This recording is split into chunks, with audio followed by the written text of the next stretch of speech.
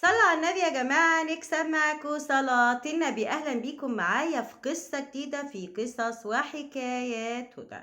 النهاردة قصتنا مأساة كبيرة جدا عن زوج بيستغيث. اتجوزت 3 مرات وفشلت. مراتي قعدت شهر ونص أو شهرين عذراء، مش عارف اقرب لها خالص، ودي الزوجة التالتة. وكل ده بسبب مين؟ بسبب جارتي. ايه السبب وايه الموضوع وايه الحكاية؟ تعالوا بينا نسمع القصة، وفي كلام اخر الفيديو مهم جدا هقوله لكم. انتظروني اخر الفيديو ونسمع قصتنا النهاردة عن زوج عنده مأساة كبيرة جدا. بيقول انا راجل طبيعي زي اي راجل. لما طلبت اتجوز كنت عايز افتح بيت واعيش وابني حياة ومستقبل واسرة واولاد وابقى يعني زي اي حد. تمام. بيقول اتجوزت اول زوجة وكانت ست محترمة جدا وطيبة جدا، بس كان كل اهتماماتها ان هي عايزة تشتغل. شغلي، حياتي، مستقبلي، دنيتي كانت هملاني خالص خالص. قعدت معاها 7 شهور وانا بحاول ادور على زوجة مش لاقي. كانت ست دماغها كمبيوتر، شغلها وفلوسها وحياتها هاملة الدنيا والحياة كلها والبيت، وأنا شخصيا ما كنتش عارف آخد حقوقي الزوجية منها. يعني حياتي باظت. اتكلمت معاها أكتر من مرة وكانت بتقولي إيه القرف ده؟ أنت إزاي تبص للحاجات الصغيرة دي؟ خلاص كفاية عليك مرة في الشهر. إزاي؟ المفروض ان انا كنت في اول جوازي عريس، وانتوا عارفين اي عريس بيبقى محتاج عروسته مرة واتنين، وزي ما هو اي حد بيعيش طبيعي. لكن هي كانت رافضة المبدأ ده وكانت بترفض، ولما استمرينا كام شهر اللي قعدتهم معاها كانت على طول بتنفر مني، وحياتها وشغلها وفلوسها هي اللي كانت اهم. من الاخر كنت متجوز مكنة فلوس بس، ومكنة عمالة تشتغل وتلف وتدور، لكن زوجة في البيت لا. قعدت معاها واتكلمت واتفاهمنا وانفصلنا بهدوء وسابت البيت. معرفش هي داخلياتها ايه، كانت بتحبني بتكرهني ما كنتش عارف. المهم اتجوزت الزوجة التانية، بنت ناس جدا، يعني اخلاق اخلاق اخلاق، وقمر جمال ما في بعده جمال، وحلاوة ما فيش بعد كده. وكنت بروح ازورها ايام الخطوبة الاقيها حاجة كده عاملة زي الألماس، بتلمع بتلمع بتلمع. طبعا اعجبت بيها جدا، وكانت على طول برفانات وحاجة حاجة كده، يعني عايز تحط في فاترينا. قلت الحمد لله ربنا عوضني. وكانت هي منفصلة برضو من كام شهر وخلاص الحمد لله، وكانتش معاها أولاد، واتقدمت لها بقى طبعا واتجوزتها، وكنت فرحان بالحاجات الحلوة دي ومكياجات ومهتمية بنفسها آخر حاجة. اتجوزنا فعلا، وقعدت أول أسبوعين بتلمع بتشف وترف بتغسل نفسها بكلور. ايه ده؟ ما بتبطلش كل شويه الحمام وتغير بص نحله في البيت. وبصراحه كانت استاذه في كل حاجه. لحد بعد الاسبوعين ما خلصوا ابتديت اقعد في البيت كده شامم ريحه مش حلوه. ابتديت اقعد جنبها شامم برضو ريحه مش حلوه. في ايه؟ هو انتي مش بتستحمي؟ تقول له ايه ده؟ لا بستحمى، انا مستحميه من 3 ايام، مالك في ايه؟ طيب البيت مش نظيف، طب وايه يعني؟ هو في حد غيرنا او حد جاي لنا عشان اقوم اروق ولا اوضب ولا اعمل حاجه؟ طب قومي وضبي البيت، طب قومي اغسلي المواعين اللي اتراكمت دي اللي جابت لي صراصير. 3 شهور يا ساده عايش في مزبله.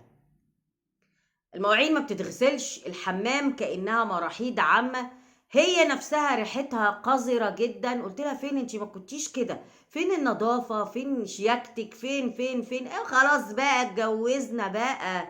هو ايه انت هتعلق؟ ما احنا اتجوزنا وخلاص، ما عادش ينفع بقى الكلام ده خلاص. ازاي هو كده؟ طبعا بقيت قرفان وحاسس ان انا يعني انا نفسي نفرت من العلاقة الزوجية بسبب ريحتها اللي مش حلوة. يعني الزوجة الاولى كنت عايزها علشان على طول يعني تبقى معايا ونعمل علاقة حلوة مع بعض، لكن بشغلها وانشغالها عني بعدنا. انما دي انا نفسي قرفان مش عايزة اقرب لها. اتكلمت معاها اكتر من مرة وجبت اهلها وجبت ناس عشان يحلوا الموضوع، وتتغير يوم اتنين، وبعد كده ترجع ريحتها تقلب الشقة ريحتها معفنة، وريحة الشقة معفنة ومكمكمة وحاجة آخر قرف. فبالتالي كنت بقرف من الأكل وعلى طول رايح عند أمي. المهم بعد ال3 شهور دول قعدنا برضو، غضبت من البيت وسبته لها كله لاني قرفان اقعد فيه. ورجعت لها تاني بعد شهرين ولا شهر ونص، لقيت برضو الحكاية زي ما هي، وبرضو ما اتغيرتش زي ما قلت لكم كام يوم، وبترجع تاني الريحة والقرف اللي هي فيه. خلاص خلصنا. المهم انفصلنا وبهدوء، وكل واحد فينا راح لحاله. وبرضو امي عماله تدور لي على عروسه، وقالت لي بس بقى سيبك انت بقى، انا بقى اللي هجيب لك عروسه. انت معرفتش تختار في الاتنين اللي فاتوا، انا بقى التالتة بتاعتي، متتكلمش.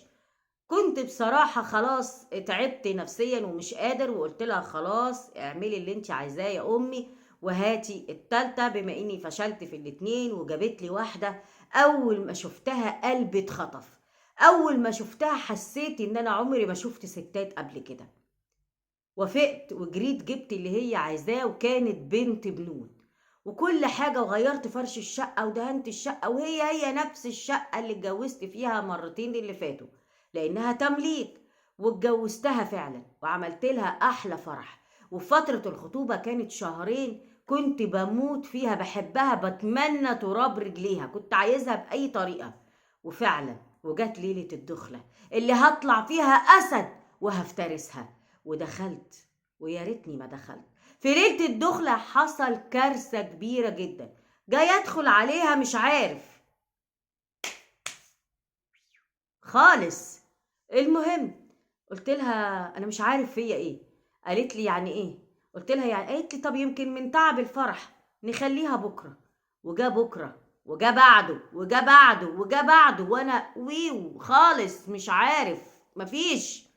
المهم قالت لي طيب وبعدين، يعني اهلي منتظرين، انا كده بقالي اسبوع ما فيش حاجه. قلت لها صدقيني انا مش عارف مالي وفيا ايه. قالت لي طيب ماشي اكشف. قلت لها نهار اسود، هي وصلت اني اكشف؟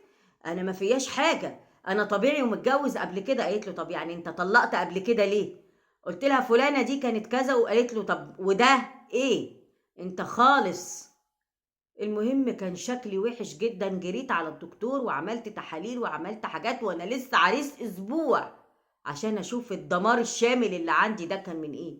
لكن مفيش حاجة، الدكاترة والتحاليل وكله كان كويس. خدت الحاجة وقلت لها شوفي وجربي. قالت لي اجرب ايه؟ جربنا لقينا مفيش. شهر كامل وانا مش عارف اقرب لها، شهر كامل وهي بنت بنوت وعذراء، وانا بتقطع لان دي الوحيدة في زوجاتي اللي حبيتها حب جنون، او بمعنى اصح اول مرة احب في حياتي هي دي. المهم تعبت جدا ونفسيتي تعبت بجد، نفسيتي تعبت وما بقتش قادر. وابتدى والدها يكلمني ويقول لي ايه يا ابني، بنتنا لسه بنت، يعني انت ازاي كده؟ قلت له انا مش عارف. قال له لا بص، زي ما دخلنا بالمعروف نطلع بالمعروف. يعني ايه؟ يعني طلق بنتي دي بنت وبرضه ليها متطلبات وحاجات. قال له انا ما فيهاش حاجه. انا رحت طب خد التحاليل، طب خد الاشاعات، طب خد وروح بيها على دكتور انت تعرفه، طب خدني على اي دكتور، انا بحبها ومش عايزه اطلقها، ارجوك انا بحبها. وجريت عليها اقول لها انا بحبك ومش عايزه اطلقك. قالت لي لا بس الحياه كده ما تنفعش، انا عايزه ابقى ام، انا عايزه اعيش كست طبيعيه وانت مفيش. دلوقتي بس عرفت انت طلقت ستاتك الاتنين ليه؟ قلت لها صدقيني والله مش للسبب ده. المهم مفيش، من هنا لهنا ابوها قال اللي انت جبته خده واللي انا جبته هاخده، وايه كفى المؤمنين شر القتال والله يسهل لك. انا بنتي مش عايزه تكمل معاك. وفعلا طلقتها، وقعدت حزين على حالي وابكي لامي واقول لها انا مش عارف انا فيا ايه، ازاي ده انا كنت عامل زي الخصايه، انا لا نافع لا طبله ولا طار، ودلوقتي طلعت عليا اشاعه ان انا طلقت الاتنين علشان خاطر كده. المهم امي قالت لي بص يا ابني مفيش مكان ولا حل الا اننا نروح لواحد شيخ ونشوف الشيخ ده هيقول ايه. خدت بعضي ورحت لواحد شيخ في اخر الدنيا، واتكلمت معاه وقلت له على الموضوع. اعترف لي اعتراف خطير جدا. قال لي ان زوجتك الاولى عاملالك عمل توقف حالك وتخرب حياتك، وانك ما تكملش حياتك مع اي حد تاني. طب ليه؟ ده هي ما كانتش عايزاني، ده هي اللي كانت رافضاني. طب ازاي؟ طب ايه؟ طب بتعمله لي ازاي؟ طب هنعمل ايه؟ قال له بص، ده العمل ده وبتجدده على طول وصعب ان يتفك، انا لو فكيته النهارده هتجدده بكره وكده يعني. مش عارف يعمل ايه ويسوي ايه. المهم الراجل فك العمل، وبيقول وانا في الشغل جت عميلة عندي الشغل، هي ست مطلقة وما معهاش غير عيل واحد. اتعرفت عليها وتعرفنا على بعض وارتحت لها جدا جدا جدا، وطلبتها للجواز، وخصوصا ان هي معاها ولد قلت هيبقى ابني، ويمكن ربنا يكرمني ويعوض عليا لما اتجوزها عشان هربي الولد اليتيم ده. وفعلا اتجوزتها وقعدت اول يومين كويس، وبعد كده ابتدت تصوت في وشي وتقولي انا شايفاك قرد، انا شايفاك قرد، انا مش طايقاك، انا ايه يا ستي في ايه؟ انا مش شايفاك الا قدامي غير قرد، ابعد عني ما تقربليش. وابتدت تنفر مني وطريقتها مش حلوه. تذكرت بقى ان زوجتي الاولى والعمل اللي عملته لي، وطلعت البلكونه علشان اشرب سيجاره، وببص لقيت الغسيل اللي مراتي نشراه من امبارح مبلول ميه، والبلكونه فيها ميه. طب ايه؟ طب ازاي؟ والشارع كله ناشف، اشمعنى يعني المطره مطرت عندنا احنا بس؟ المهم اكتشفت ان الجاره اللي فوقيه بترشلي عمل مراتي الاولى في بلكونتي وقدام باب شقتي وعلى هدومنا اللي احنا بنلبسها، لانها صديقه الزوجه الاولى جدا جدا جدا. فطلعت زعقت واتخانقت معاهم، وطبعا انكرت وقالت ان مفيش الكلام ده. ازاي انتي الميه مدلوقه من عندك، خصوصا ان انا هي اخر دور ومفيش غيرك، الميه جايه لي منين؟ ازاي ومش ازاي؟ فافتكرت العمل اللي هو قال لي عليه الشيخ، وان زوجتي بتجدده، واللي بتساعدها في كده جارتي اللي معايا في البيت. طبعا انا تعبت جدا ورحت برضو للشيخ، ومراتي فهمت الموضوع وعرفت ان في عمل بيتعمل من الزوجة الاولى وبيتجدد على طول. بس انا مش عارف اعمل ايه، وانا هروح كل شهر للشيخ اقول له فك واعمل فك؟ انا مش عارف. ارجوكوا شوفوا لي حل وقولوا لي اعمل ايه واتصرف ازاي. هي دي مشكلة النهاردة اللي الحل فيها انا معرفوش. لو انتوا عندكم حل ليها قولوله بالظبط يعمل ايه ويتصرف ازاي، لكن انا ما عنديش حل بصراحة. انا مش عارفة يعني، انا الحاجات القدرية دي انا ما اقدرش اتكلم فيها. يعني مثلا اقول روح للشيخ يفك، طب ما راح هقول له ايه؟ كل اللي حصل برضو حاجة نسيت اقولها لكم، ان هو راح للزوجة الاولى وقال لها ان انتي رفضتيني، وانتي اللي بعدتي، وانتي اللي مكنتيش عايزة تكملي لما انتي بتحبيني قوي كده ومش عايزاني لغيرك. طيب ايه ليه بتعملي معايا كده؟ لكن هي قالت هتفضل طول حياتك كده، واعترفت مش ما اعترفتش. بس مش عارف اتصرف معاها ازاي. طب اعمل ايه؟ طب اردها؟ طب ما هي مش عايزة تعيش معايا، طب اعمل ايه؟ انا بصراحة مش عارفة. مفروض يجيب حد مثلا من اهلها ومن اهله يقعدوا مع بعض ويشوفوا هي عايزه ايه.